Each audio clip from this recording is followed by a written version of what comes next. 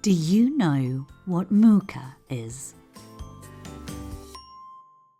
MuCa stands for Museo della Cantieristica, Monfalcone's shipbuilding museum.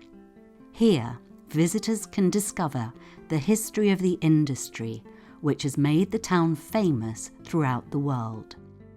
In 1907, a shipyard was founded in Monfalcone and specialised in the building of merchant and naval ships.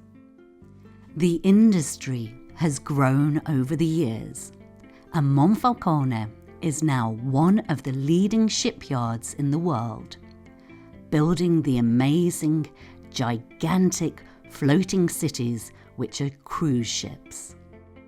Through eyewitness accounts, original documents and objects, the museum explores over 100 years of history and makes visitors feel like they have entered a real shipyard. Inside, there are dimly lit spaces and passageways through sheets of steel, where you can hear how it would sound when thousands of shipbuilders went about their work.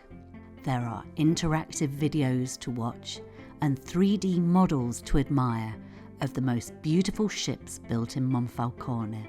There is even a simulator where you can learn how to do the job of a shipbuilder, or how to operate a crane from the 1920s.